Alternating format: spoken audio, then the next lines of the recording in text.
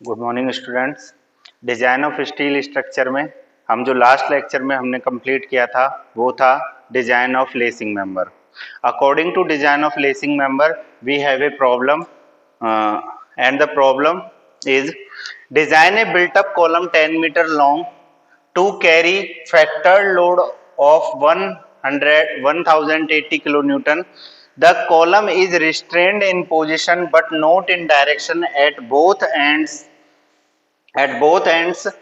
Design the column with two channels placed back to back. Provide single lacing system with bolted connection and assume steel grade Fe 410 and bolt of grade 4.6. आपको देखिए समझना है question के अंदर कहना क्या चाहता है, क्या हमें बताना चाहता है क्वेश्चन। हमें बिल्टअप कॉलम है जिसकी लेंथ है, कॉलम की लेंथ है 10 मीटर, ये एल दे रखी है आपको, ठीक है। जो सेलेक्टिव चीजें हैं उनको हम क्वेश्चन में से ही पुट कर लेते हैं। लोड दे रखा है हमको 180 किलोन्यूटन का, लेंथ मिल गया, लोड मिल गया जिसको हम बोलते हैं P।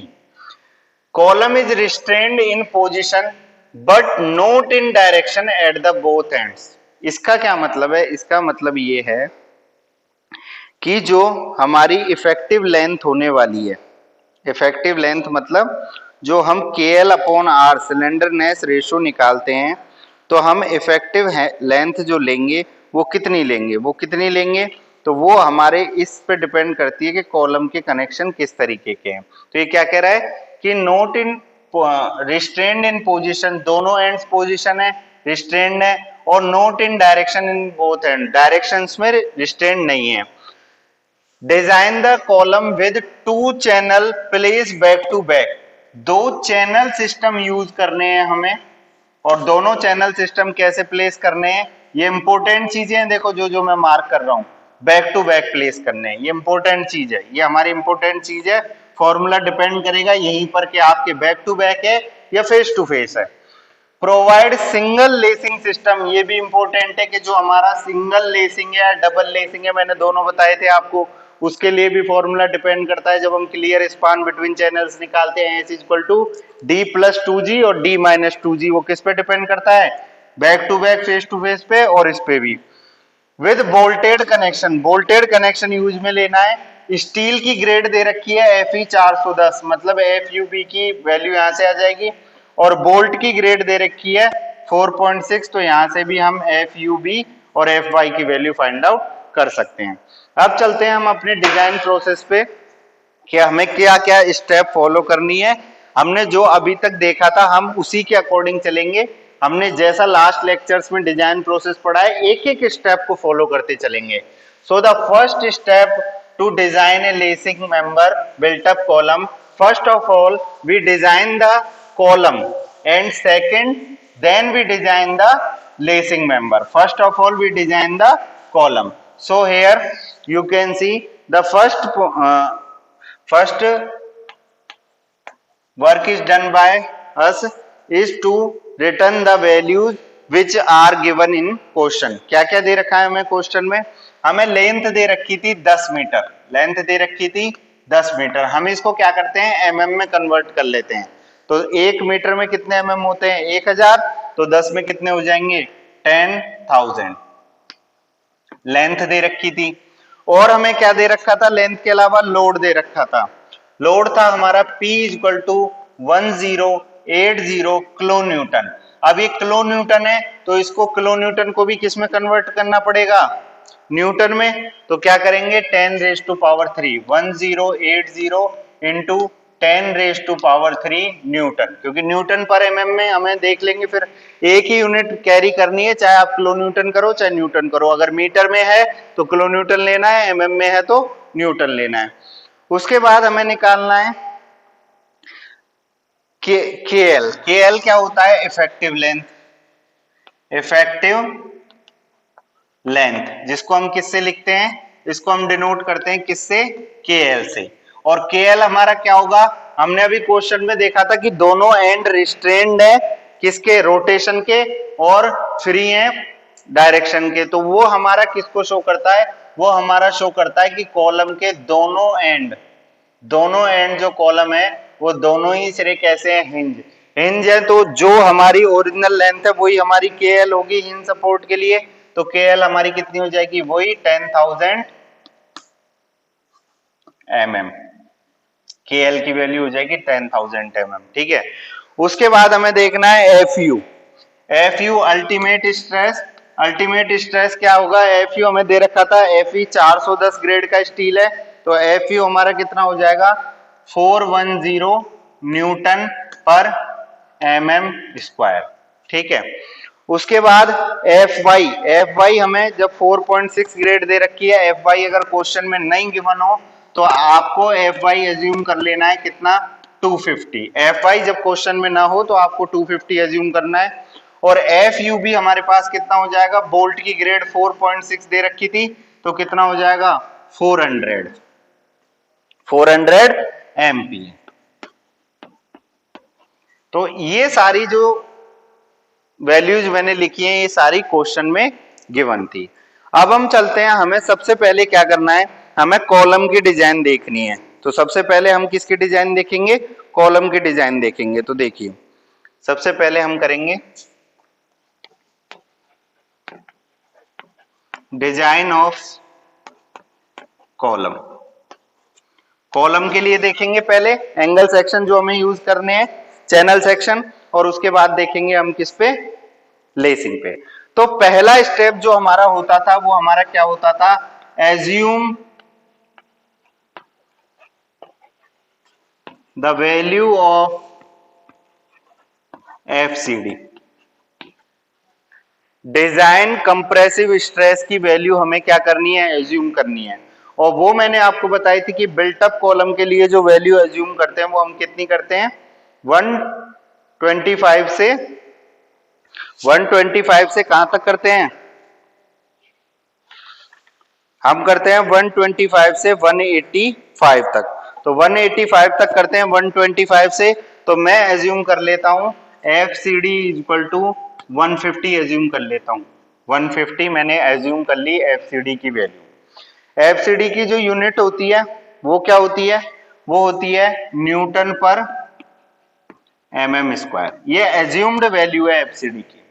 अब देखो आगे चलते हैं, हमारे पास लोड है ही तो हम एरिया रिक्वायर्ड निकाल लेंगे। ये रहा ना लोड P हमारे पास है ही, तो हम क्या निकाल लेंगे, एरिया रिक्वायर्ड निकाल लेंगे। अब देखिए P क्या होता है हमारा, डिजाइन जो हम लोड निकाल रहे हैं, डिजाइन लोड, तो PD इक्वल टू क्या होता है, area into FCD। FCD area हमें निकालना है, PD हमारे पास क्या था 1080 इंटू 10⁻³ यही था, यहां पर वैल्यू रख दो। तो एरिया इक्वल टू क्या हो जाएगा, PD 1080 इंटू 10⁻³ अपॉन FCD की वैल्यू कितनी है 150। तो यहां से एरिया जो आएगा, और ये एरिया कैसा आएगा, ये रिक्वायर्ड एरिया आएगा, इफेक्टिव एरिया नहीं आएगा, ये आएगा रिक्वायर्ड एरिया। तो रिक्वायर्ड एरिया जो मुझे मिलेगा, मुझे मिलेगा 7200 mm स्क्वायर, 7200 mm स्क्वायर। अब इसको किस में कन्वर्ट कर लें, सेंटीमीटर में कन्वर्ट कर लें, तो ये कितना हो जाएगा, सेंटीमीटर में कन्वर्ट होके हो जाएगा ये 72 सेंटीमीटर स्क्वायर। अब यहां से देखिए 72 सेंटीमीटर स्क्वायर कैसा आया, दोनों चैनल सेक्शंस का एरिया आया है, दोनों चैनलों का एरिया आया है, दो चैनलों का। लेकिन जब हम टेबल में जाते हैं, स्टील टेबल में, तो हमें वहां 1 चैनल का मिलता है। ये है 2 चैनल्स के लिए है ये। लेकिन जब हमें किसके लिए निकालना है, 1 चैनल के लिए अगर हम एरिया देखें तो हम इसको कितने से डिवाइड कर देंगे, 2 से, तो हमारे पास कितना आ जाएगा 36 सेंटीमीटर स्क्वायर। ये हमारे पास आ जाएगा एक चैनल का।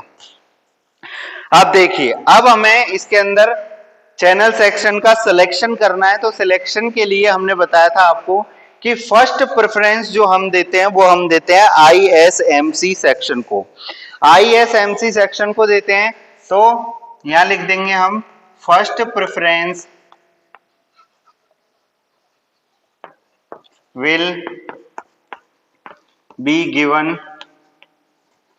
to ISMC, Indian standard medium channel section. इसको देनी है सबसे ज्यादा फर्स्ट प्रेफरेंस। तो हम जो सिलेक्शन करते हैं, हम सेलेक्ट कर लेते हैं यहाँ पर एरिया के अकॉर्डिंग। हमारा जो एरिया है वो 36 है, तो हम स्टील टेबल के अंदर जाएंगे और देखेंगे इस 36 से बड़ा एरिया हमें चुनना है। तो वो एरिया हमें मिलेगा ISMC 300 के अंदर। तो यहाँ लिख लेते हैं अपन, इसको मिटा देते हैं।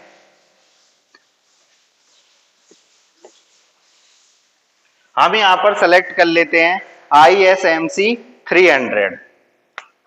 ISMC 300 इसका सिलेक्शन कर लिया हमने, इसमें हमें एरिया मिल गया। तो अब वो सारी चीजें लिख देनी है जो हमें मिली हैं।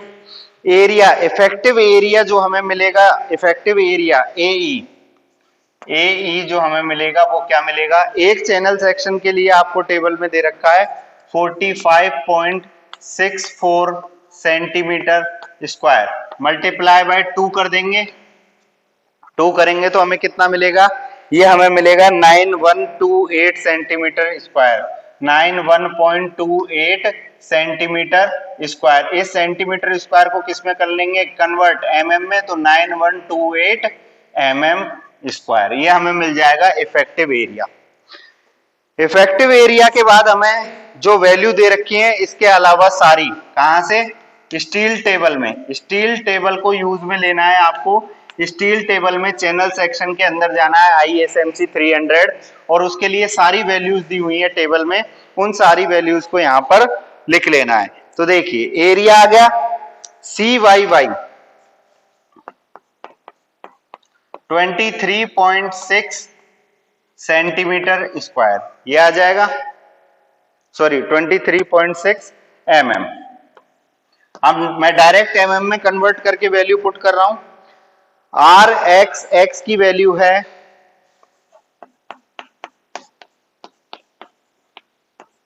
mm। उसके अलावा IYY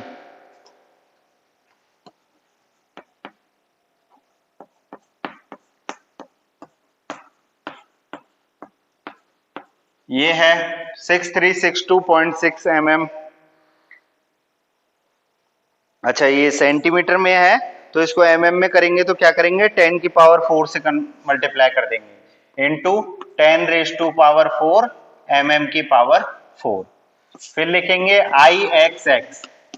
IXX जो हमें दे रखा है वो कितना दे रखा है,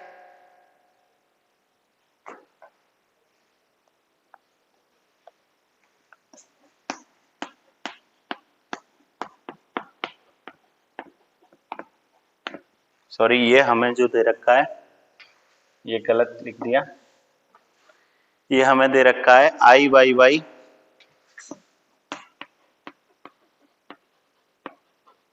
ये वैल्यू हमने लिख ली सारी, ठीक है। RYY एक और वैल्यू रह जाती है G की, G जिसको हम बोलते हैं क्या, गेज लेंथ। क्या बोलते हैं, गेज लेंथ। ये भी आपको दी हुई है, और गेज लेंथ आपको दी हुई है कितनी, ये डायरेक्टली आपको mm में दी हुई है 50 mm। अब आपको इसके बाद क्या निकालना है, आपको इसके बाद कैलकुलेशन करनी है किसकी,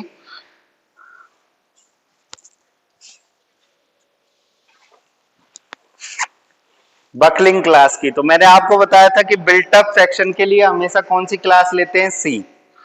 उसके बाद निकालना है हमें सिलेंडरनेस रेशो। क्या फाइंड आउट करना है, उसके बाद हमें फाइंड आउट करना है सिलेंडरनेस रेशो।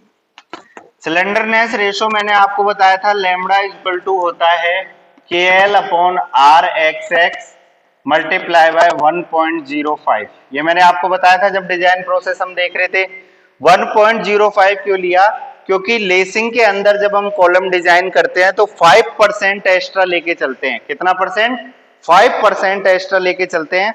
तो 5% अगर एक्स्ट्रा लेंगे तो क्या हो जाएगा हमारे पास, 5% अगर हम एक्स्ट्रा लेंगे तो हमारे पास हो जाएगा KL/R into 1.05।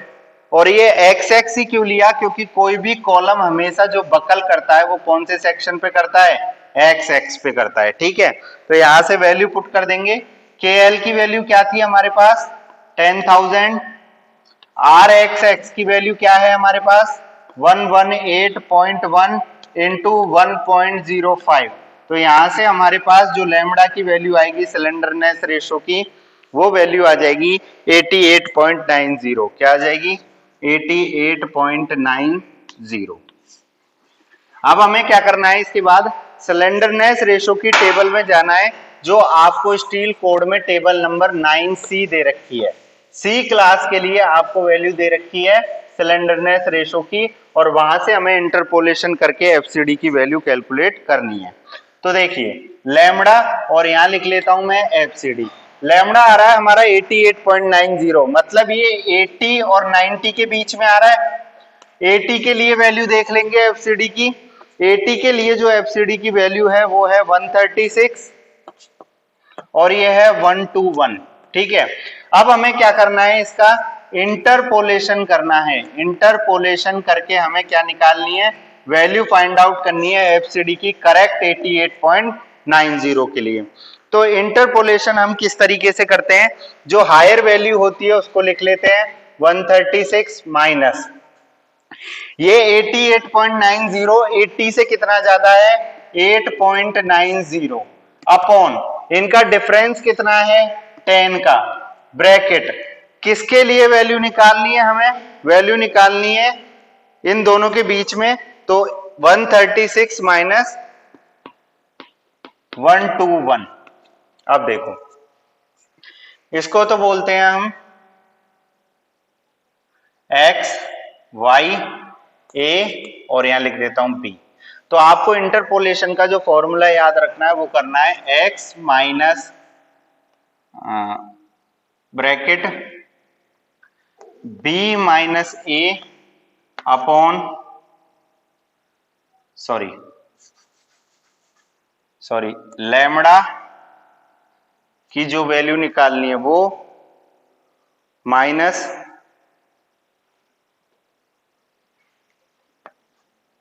a upon b minus a और इनटू में x माइनस y। इस तरीके से आप इंटरपोलेशन के फॉर्मूले को डिनोट कर सकते हो, अगर इनको a b लिखें और इनको x y लिखें। तो यहां से मेरे पास जो fcd की वैल्यू आ जाएगी कितने के लिए 88.90 के लिए, वो वैल्यू आ जाएगी मेरे पास 122.65 122.65। और एफसीडी की यूनिट मैंने अभी आपको बताई थी क्या होती है, न्यूटन पर mm स्क्वायर, न्यूटन पर mm स्क्वायर। ये आ गई एफसीडी की वैल्यू। अब देखो हमारे पास एरिया है और एफसीडी भी है, तो हम क्या निकाल सकते हैं, design compressive strength. Design compressive strength निकाल सकते हैं। ठीक है, तो design compressive strength of column निकाल लेते हैं हम। Design compressive strength of column, वो हमारी क्या होती है, PD equal to area effective into FCD. Area effective कितना आया था मेरे पास 9128। तो यहां से वैल्यू लिख दो, एरिया 9128 इंटू एफसीडी की वैल्यू 122.65। तो यहां से मेरे को जो पीडी मिलेगा डिजाइन कंप्रेसिव स्ट्रेंथ वो मिलेगी 1119.54 किलो न्यूटन। और मैंने आपको बताया था इसको चेक करने का क्या तरीका है कि पीडी हमेशा पी से बड़ा होना चाहिए, और पी हमारा कितना था, पी था हमारा 1080 किलो न्यूटन। अब देखो इस 1080 से बड़ा है ना, ये बिगर देन है, लार्जर देन है, बिगर देन है पीडी। तो ये मतलब कॉलम हमारा क्या करता है, सेटिस्फाई करता है कंडीशन को। ठीक है, तो आज हमने जो ये यहां तक सॉल्व किया है, ये हमने सॉल्व किया है केवल कॉलम की स्ट्रेंथ तक। इसके बाद हम सॉल्व करेंगे लेसिंग के लिए। ठीक है, तो मिलते हैं नेक्स्ट लेक्चर में। Thank you so much.